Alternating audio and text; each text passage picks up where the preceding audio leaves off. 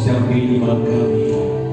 Dan pagi hari ini, sebagai balasannya betapa besar kasih Allah kepada kami, kami mau menyenangkan-Mu Tuhan. Kami mau muliakan nama-Mu ya Tuhan. Terima kasih Bapa di sorga. Kau Allah kami yang baik, Kau Allah kami yang luar biasa Tuhan. Terpujilah nama-Mu Tuhan. Kami siapkan hati kami untuk kami ditaburi, diisi oleh kebenaran firman Tuhan. Terpujilah nama-Mu Tuhan, dalam nama Tuhan Yesus. Haleluya. Amin. Tuhan. Ya, apa kabar Bapak Saudara? Coba lambaikan tangan kita. Haleluya. Ya, itu tandanya Bapak Ibu Saudara masih semangat di dalam Tuhan. Saudara, saya harap saudara tidak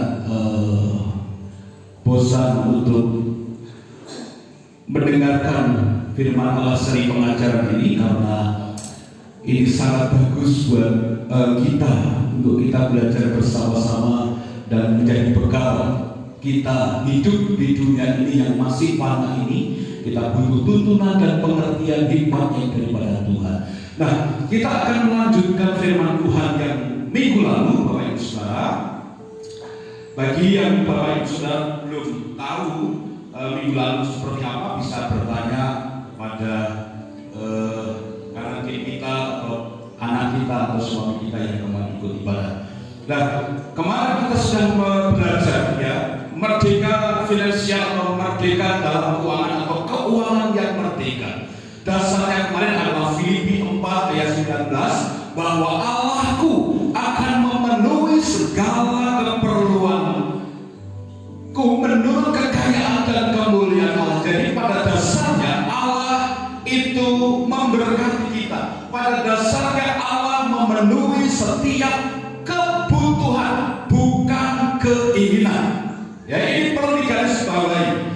Tuhan memenuhi kebutuhan kita atau keperluan kita, bukan kebutuhan. Itu yang menjadi dasar. Dan apa yang harus kita lakukan untuk mengalami terobosan dalam keuangan atau merdeka dalam yaitu kita harus rajin bekerja, rajin dalam segala apapun, Bapak Saudara. Lalu dikatakan kita tidak boleh boros ya. Lalu kelola keuangan dengan hikmat dan bijaksana. Nanti saya akan sedikit jelaskan caranya mengelola keuangan yang baik bagaimana. Lalu memiliki hikmat dalam kita bekerja, harus pakai hikmat, tidak cuma pakai okol tapi pakai hikmat. Ini yang kita jelaskan kemarin. Lalu hidup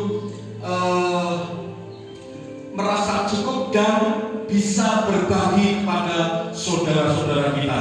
Nah, nanti juga saya akan jelaskan tentang cukup di versi konteks ini. Nah, itulah yang saya sampaikan di minggu yang lalu. Akan ada 3 bagian. Ini bagian yang kedua, Bapak Ibu Saudara. Nah, di bagian yang kedua ini, Bapak Ibu Saudara yang dikasih Tuhan, kita lagi akan kembali belajar yaitu memiliki keuangan yang merdeka atau terobosan di dalam finansial. Nah, mari kita buka dulu ayat kita di bagian yang kedua, ayat pokok kita. Kok tidak jadi?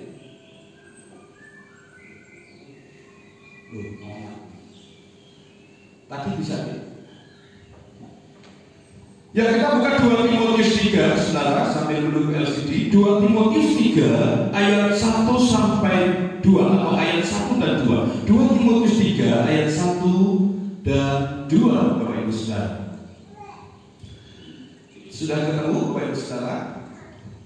2 Timotius 3 ayat 1, ya, ini sudah ketemu. Oke ya. Oke. Yang tidak membawa Alkitab bisa melihat di depan. Yang mungkin melihat Alkitab tidak kelihatan, bisa lihat di depan tulisannya lebih besar. Yuk kita baca sama-sama. 1, 2, 3, beri alamatnya. 2 Timotius 3 ayat 1 dan 2. Ketahuilah bahwa pada hari-hari terakhir akan datang masa yang sukar. Manusia akan mencintai dirinya sendiri dan menjadi apa? Hamba uang. Mereka akan membual dan menyombongkan diri. Mereka akan menjadi penfitnah. Mereka akan berontak terhadap orang tua dan tidak tahu berterima kasih, tidak memperdulikan agama. Bapak Ibu yang dikasih Tuhan, kalau kemerdekaan dalam keuangan, ya kalau dalam kehidupan kita pribadi lepas pribadi belum bisa mengalami kemerdekaan atau bisa menguasai berkat yang kita terima, maka ini yang terjadi Bapak Ibu, bahwa di akhir zaman, di hari-hari yang akhir, apa yang terjadi saudara? Orang akan menjadi hamba uang. Kecenderungan ini yang sering kita lihat dan kita jumpai. Orang bukan memperhamba uang, tapi orang ini malah menjadi hamba uang. Orang diperintah oleh uang, orang diukur oleh uang. Nanti kita akan jelaskan di sana. Nah, Bapak Ibu Saudara, maka dari kita harus berhati-hati. Dan ayat ini mendasari kepada kita, orang-orang yang diperhamba uang akhirnya dia tidak peduli, saudara. Dia menfitnah, dia akan melakukan apa saja. Yang penting mendapatkan apa, saudara? Uang. Justru orang yang tidak merdeka dalam keuangan itu justru orang yang menjadi hamba uang. Kalau kita merdeka dalam keuangan, justru uang itu akan menjadi hambanya kita, yang akan kita perintah, kita akan gunakan sebijaksana mungkin. Itu uang. Nah, jadi tidak menutup kemungkinan orang yang cinta uang, orang yang menjadi hamba uang, mereka akan membual, menyombongkan diri, dan tujuannya itu, saudara. Sombong, memegahkan diri, harga diri, dan lain sebagainya. Bahkan dikatakan mereka akan berontak terhadap orang tua. Bukankah ini yang terjadi, saudara? Anak kecil digedhe, anak gede kerja gajine akeh, karo wong tua melunjak. Ini yang terjadi, saudara. Kalau orang itu tidak merdeka dalam keuangan. Saudara kasih Tuhan, ini hari-hari akhir, hari-hari di mana kita harus menjadi orang yang bijaksana di dalam keuangan, saudara. Nah, Bapak Ibu yang dikasih Tuhan, lalu bagaimana supaya kita bisa merdeka dan bijaksana dalam keuangan? Yang pertama, Bapak Ibu Saudara, kita harus memiliki sikap pandangan yang benar terhadap uang.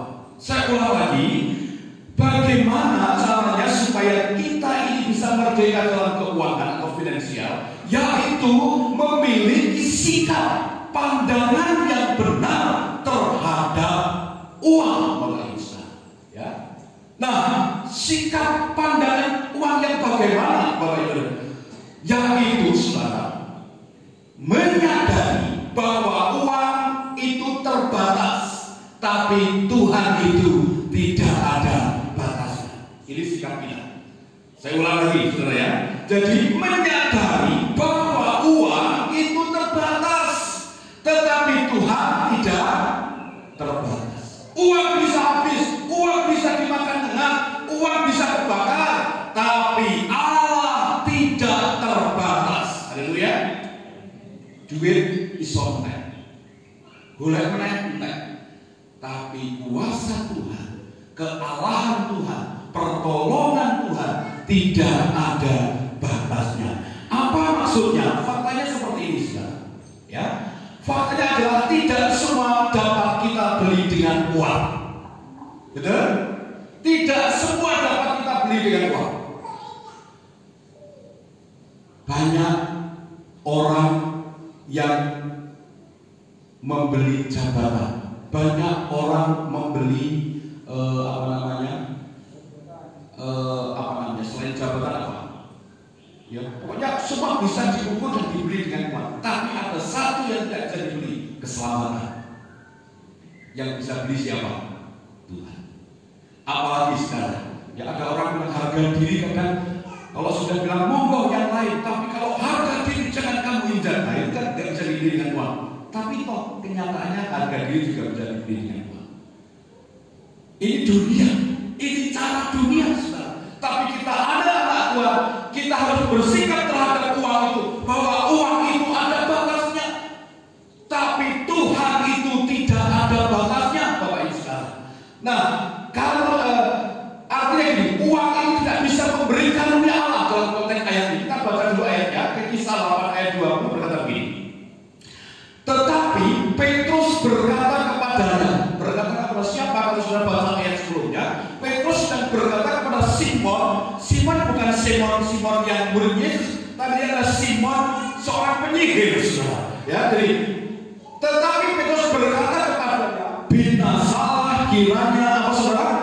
uangmu itu bersama dengan engkau, karena engkau menyangka bahwa engkau dapat membeli karunia Allah dengan apa? Uang. Makanya kalau kita baca ayat-ayat seterusnya, Petrus marah dan dia mengatakan kalimat-kalimat, berdosalah engkau dengan uang. Petrus sedang mengajak kepada orang ini bahwa segala sesuatu tidak bisa diukur, disamakan dengan uang. Tidak semua bukan disamakan. Ada istri saudara atau suami saudara dibeli orang lain atau ditukar tambah. Ada saudara? Nggak ada. Itu nggak bisa dibeli dengan uang. Walaupun ada juga yang beli, saudara. Ya, beli istri ke mall nggak ada, saudara. Ya, tapi ada juga orang beli. Wah, ini ngeri kalau saudara ngeri. Tapi kenyataan itu ada, saudara. Tetapi saudara, ayat ini menegaskan kalimat ini bahwa segala sesuatu tidak bisa diukur, dibeli, ditukar dengan uang. Karena uang itu bukan segala-galanya, tapi Tuhan yang harus menjadi segala-galanya. Makanya kita harus memilih berkat itu, tidak hanya minta berkatnya. Nah, saudara kasih Tuhan, siapakah Simon? Ya, dia seorang penyihir. Ya, makanya dia membeli karunia, kan ada karunia menyembuhkan, karunia apa? Karunia-karunia yang dilakukan oleh Petrus. Nah, Simon ini kok beli gitu? Aku supaya bisa menyembuhkan orang, tak beli, nggak bisa. Karunia itu pemberian Allah, ya artinya ada sesuatu yang tidak bisa dibeli dengan uang. Ya, dia belum cukup dewasa, ada motivasi ingin terkenal. Ya, Simon ingin hebat seperti para rasul, tapi nggak mau bayar harga, maunya beli. Ya, nah lalu apa? Selama ini dia sudah merasa hebat, tetapi tujuannya untuk mencari uang. Uang adalah tujuan hidup Simon, dan beri uang untuk dapat uang lebih banyak. Ini yang jadi dia ingin memberi uang kepada Petrus. Dia akan beli karunia itu supaya dia menyembuhkan orang dan dia dapat uang. Jadi uang yang menjadi ukuran Simon. Tapi Petrus berkata bahwa kamu akan binasa dengan uang, karena kasih karunia tidak bisa dibeli dengan uang. Jadi Bapak Ibu Saudara, apa sikap kita terhadap uang? Kita harus bersikap bahwa uang itu tidak kekal. Uang itu suatu saat akan binasa. Tapi kita harus bersikap bahwa uang itu juga pemberian yang dari atas, yaitu pemberian dari Tuhan kita, Yesus Kristus. Nah, saudara, lalu sikap yang kedua, saudara, sikap daripada kita adalah menyadari bahwa semua itu adalah pemberian Tuhan, Bapak Ibu Saudara. Artinya mari kita beranggapan dan kita harus merasakan bahwa semua yang kita terima, berkat, duit, rezeki, gaji, apapun, itu datangnya dari siapa? Tuhan. Ulangan 8 ayat 17 dan 18 berkata begini, maka jangan kau katakan dalam hatimu, kekuasaanku dan kekuatan tanganku lah yang membuat aku memperoleh apa? Kekayaan. Memang kita yang bekerja, memang kita yang beraktivitas, tapi jangan berkata bahwa ini adalah hasil usaha kita, bahwa duit ini adalah saya yang cari. Tapi kita berkata bahwa aku bisa cari duit, aku bisa punya uang, tapi semua ini yang memberi adalah siapa? Tuhan. Lalu ayat 8 berkata apa? Tetapi haruslah engkau ingat, melihat. Ingat apa? Bukan sayanya, tapi ingatlah bahwa semua itu adalah pemberian yang Maha Kuasa. Tetapi harusnya kau ingat kepada Tuhan Allahmu, sebab Dialah yang memberikan kepada saudara kekuatan. Nek saudara loyo bisa kerja, nek saudara lemes bisa golek duit, boten saged. Karena itu kita butuh kekuatan yang daripada Tuhan supaya kita bisa bekerja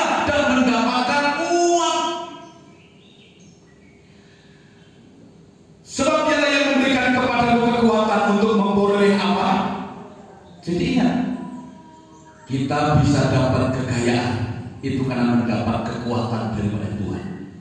Karena ada orang ketika dikasih kekuatan, dikasih kekayaan, dia nggak kuat, saudara. Haleluya. Ada saudara dikasih duit 1 juta, 2 juta, 5 juta kuat. Ketika dikasih 10 juta nggak kuat, saudara. Banyak orang yang nggak kuat karena dikasih berkat banyak.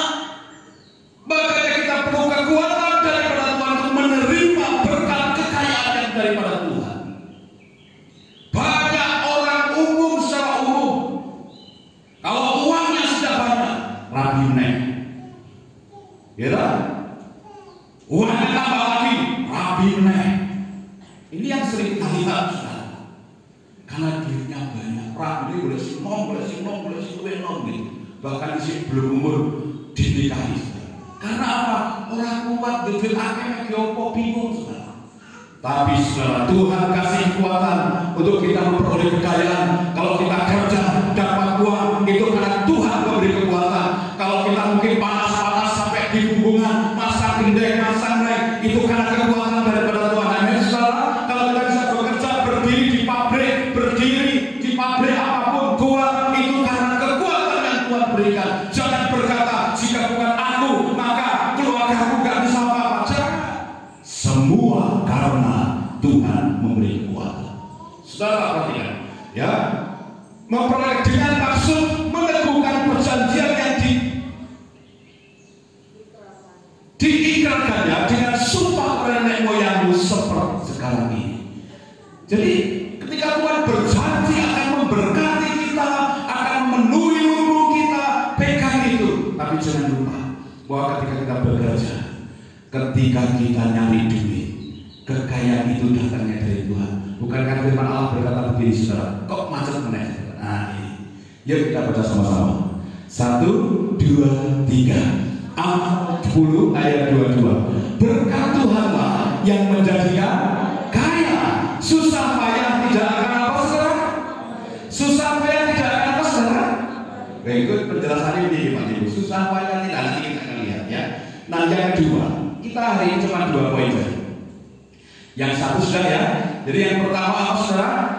Kita harus punya sikap pandangan yang benar terhadap uang atau berkat Tuhan. Menganggap bahwa berkat itu datangnya dari Tuhan, bahwa segala apa yang kita terima itu datangnya daripada Tuhan. Kalau kita bisa kuat mencari uang, itu kekuatan yang daripada Tuhan. Yang kedua, kita harus menjadi penerima yang baik dan mengatur keuangan dengan baik.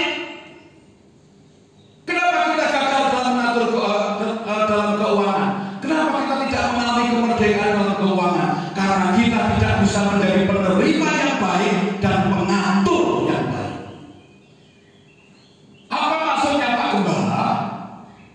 Menjadi penerima yang baik itu, mari kita baca dulu ya ayatnya. Terima, cukupkan dan syukuri. Ini yang penting.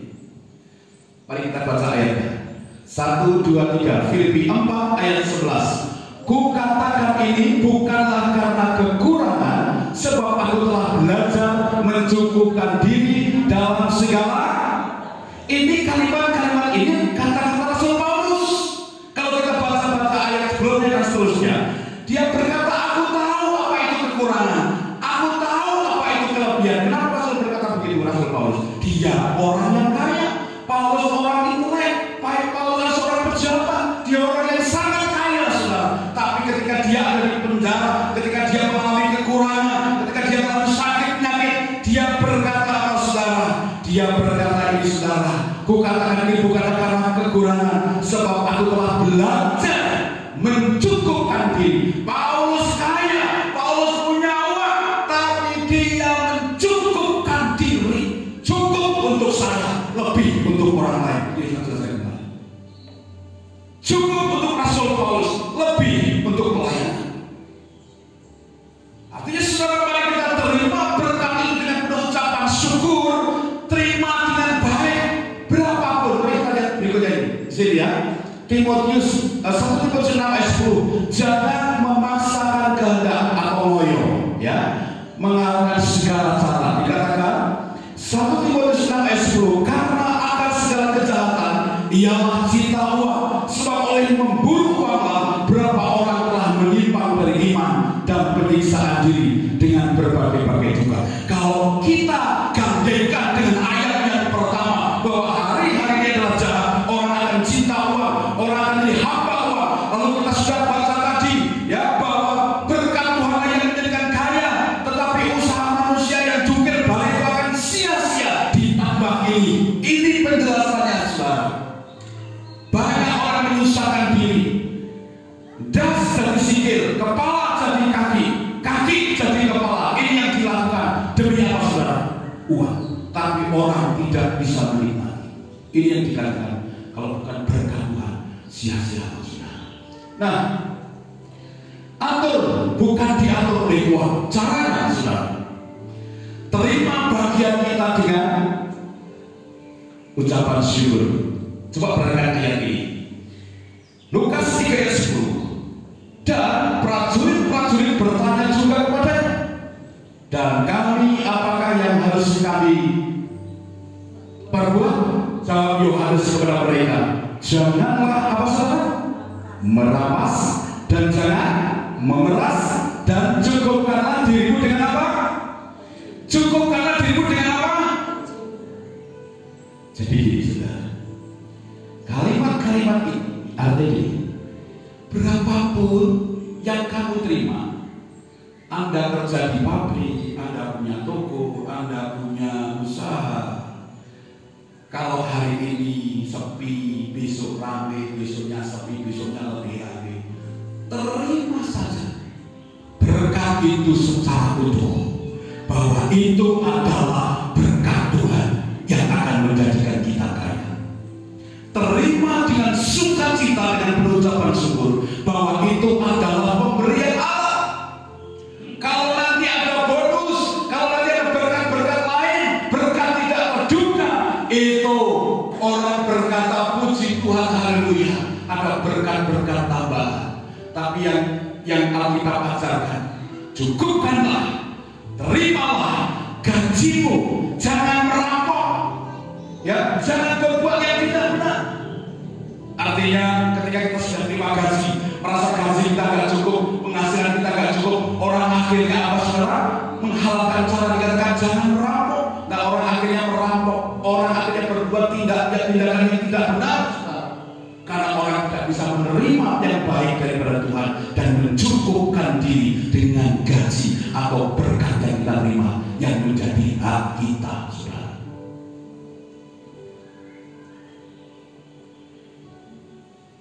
Hindari hutang yang berlebihan, belajar menabung dan menabur. Ini caranya. Saya juga singgung di minggu kemarin. Cukup untuk kita, lebih untuk orang lain. Cukup untuk kita, lebih untuk memberkati orang lain. Ini konsep Alkitab. Kalau kita mau mengalami terobosan dalam keuangan. Jadi saudara, jangan koyo, saudara. Ya, jangan koyo. Ya, kita cukupkan dengan apa yang Tuhan berikan. Ada orang yang ngoyo, sudah kerja dari pagi sampai jam 4-5 sore, buruh bangunan, jek ngoyo, bengi sing ning sawah, maka jam 6 sampai jam 10 ning sawah. Besok pagi sudah berangkat pagi kerja, saudara. Umur 40-50 pasti tak jamin sudah ngoyo, saudara. Sudah bongkok, saudara. Gak produktif pagi. Dan hasilnya pagi ini karena sudah berobat.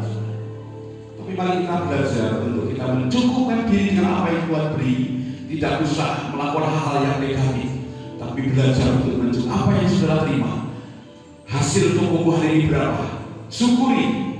Hasil gajimu bulan ini berapa? Syukuri. Kalau ada yang lain, itu anugerah. Haleluya. Kalau ada yang lain, itu anugerah.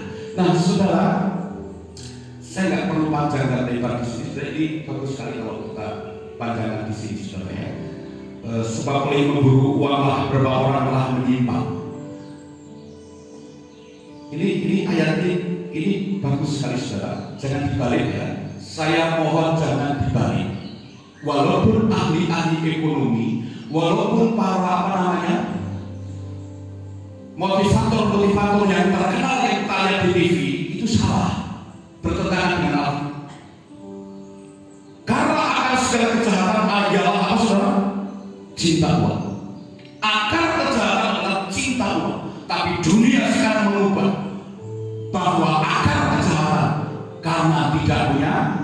uang.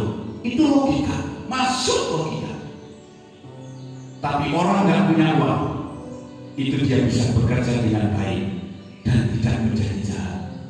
Tapi kalau orang cinta uang, sebaik apapun orang itu, kalau dia cinta uang, dia akan menjadi hamba uang. Maka dia akan apa saudara? Menyimpan dari iman, menyiksa dirinya, yang kepala jadi kaki, kaki jadi kepala, itu menyiksa dirinya dengan berbagai-bagai duka. Mangsa leren, tubuh ini juga perlu istirahat. Ojo diposir terus saudara. Sesekali lembur oke lah, tapi jangan diposir. Tubuh ini perlu istirahat. Mangsa ini gereja, mangsane apa? Ojo kerja terus. Ini dikatakan menyiksa diri. Nah saudara, saya akan beritahu kepada saudara sedikit tips. Ini bagian yang terakhir. Kenapa nggak bisa ini? Halo saya,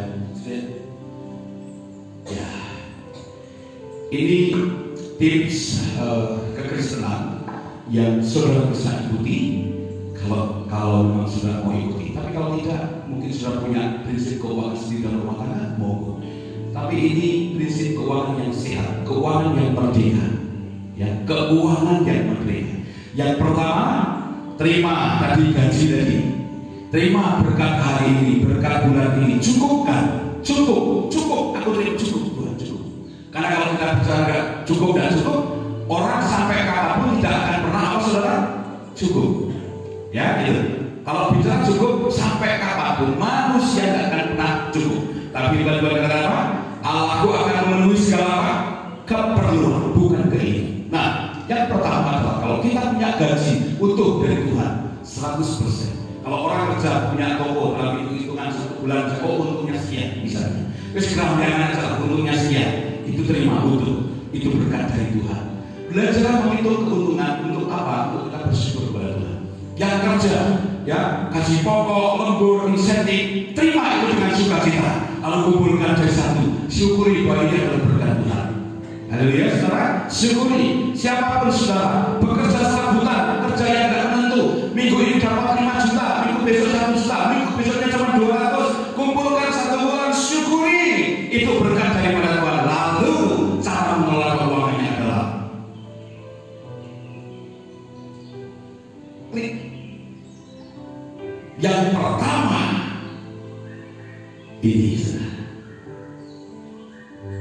Haleluya. Jadi saudara, ini sudah terima utuh dulu, utuh ya, utuh.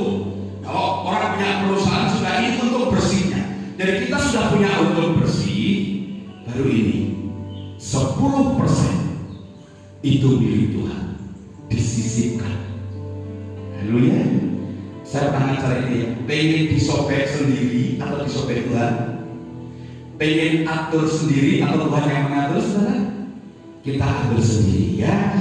10% untuk Tuhan, 5% ditabur atau benih, ditabur atau ini benih. Benih itu apa, Bapak Ibu Saudara? Saya di khotbah ibadah sulung pernah ngajarin sedikit, tapi banyak di persembahan sulungnya. Benih itu Bapak Ibu Saudara, kalau saudara petani nanam jagung, mulai apa? Nandur dele mulai. Apa orang nandur jagung saat orang mulai saat orang, woe saat orang? Ada orang nandur jagung, nandur dele siji plung gitu, lalu tumbuh, tukule buahnya sama setelah. Apa yang Bapak Ibu para petani hasilkan? Nandur jagung saat orang, tukule saontok. Betul nggak? Nandur dele siji tukule pilang-pilang, itu buahnya, saudara. Itu benih. Tabur 5% ditabur, saudara. Naburnya di mana? Jelas orang petani nabur di tanah yang gembur, tanah yang dipersiapkan. Dikasih siapa? Ada fakir miskin, janda-janda, yatim piatu. Ya, pekerjaan Tuhan juga membutuhkan. Kasih ke hamba-hamba Tuhan, pengerja-pengerja gereja, orang-orang lain, ya orang yang membutuhkan, orang sakit. Apa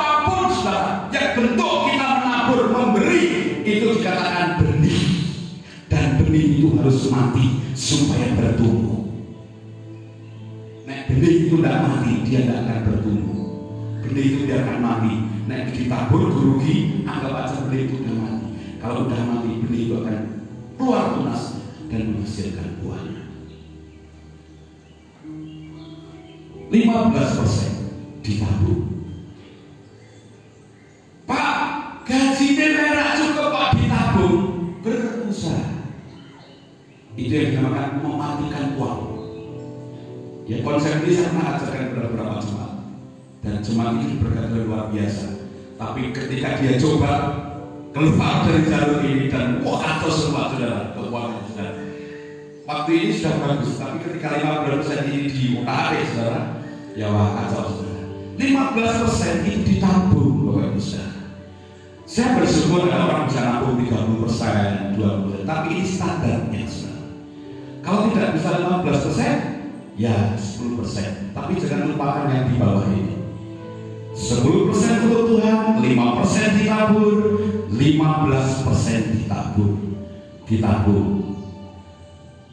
Yang terakhir 70% untuk kebutuhan sehari-hari, makan, minum, transportasi, ya itu untuk jajan itu ya ini 70%. Untuk bersenang-senang beli baju 70% ini saudara. Haleluya saudara. Amin. Amin saudara. Kalau saudara punya gaji 5 juta, 70% itu berapa? 3,5 juta. Cukup gak untuk makan saudara? Saya kira cukup saudara. Ya apalagi saudara kalau mau makan tinggal ramban di sawah gitu ya, cukup. Tapi ini standar, perhatikan ini standar. Jangan bilang Bapak itu rumah saya tidak. Ini standar. Standar kekristenan adalah ini saudara.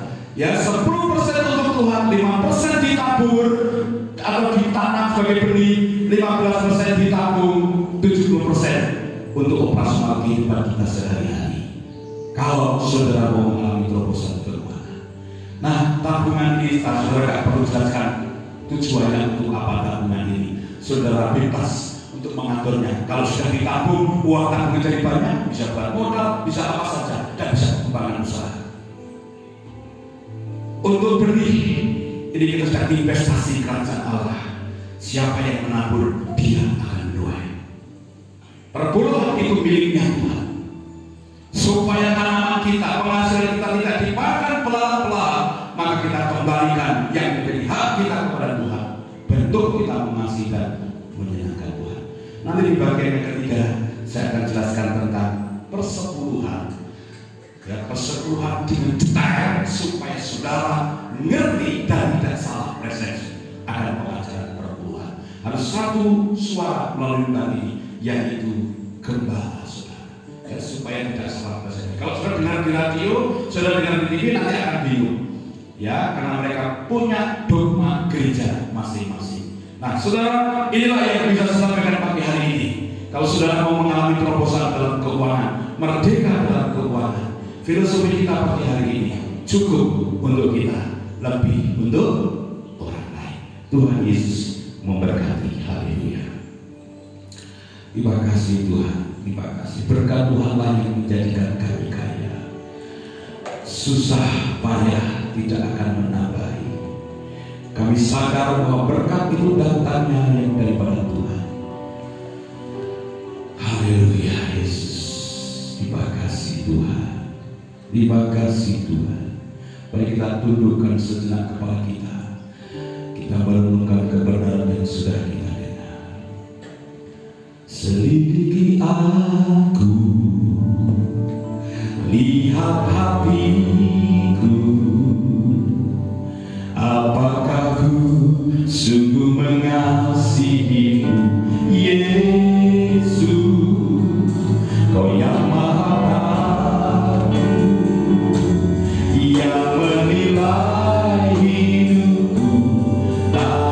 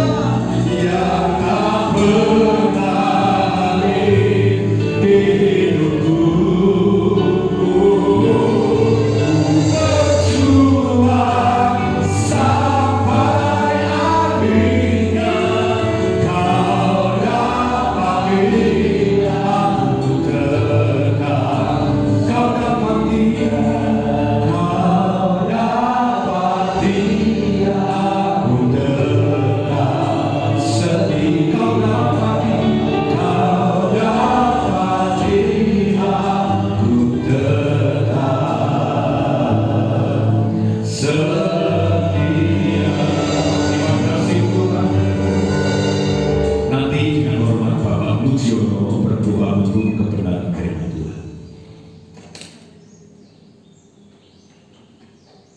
Bapa, kami bersyukur padamu untuk pengajaran pagi hari ini berdasarkan firman Allah.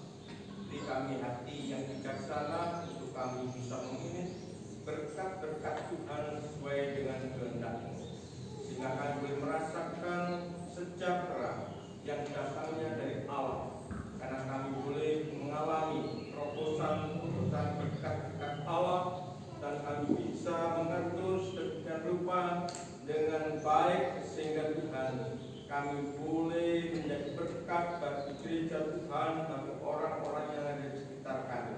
Berkati Tuhan jemaat-Mu yang kekurangan boleh ada dalam kecukupan, yang berkelimpahan boleh mengerti apa yang harus dilakukan. Kiranya firman-Mu Tuhan menjadi berkat bagi kami sekalian, dan nama Tuhan permuliakan di dalam dan melalui kehidupan kami yang telah Kau berkati dan akan Kau berkati. Berkati Tuhan kami yang mendengar maupun yang menyampaikan sesuai dengan kasih karunia Allah, sehingga kami beroleh apa yang Tuhan janjikan. Dalam nama Tuhan Yesus menyerahkan firman dan jemaat Tuhan.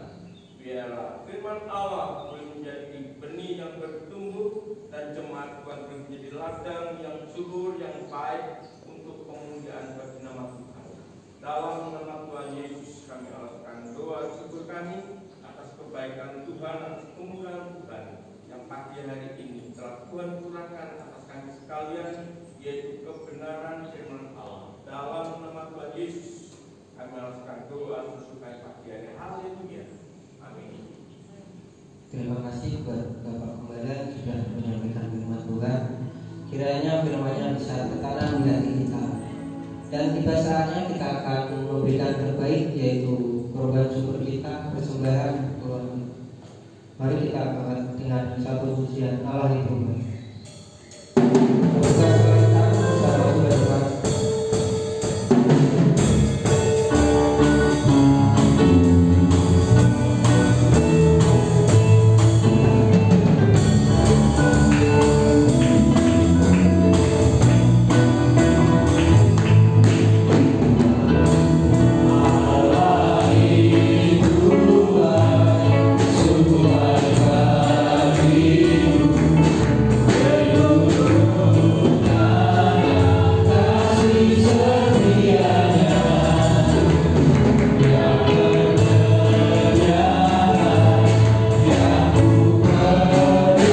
Bye.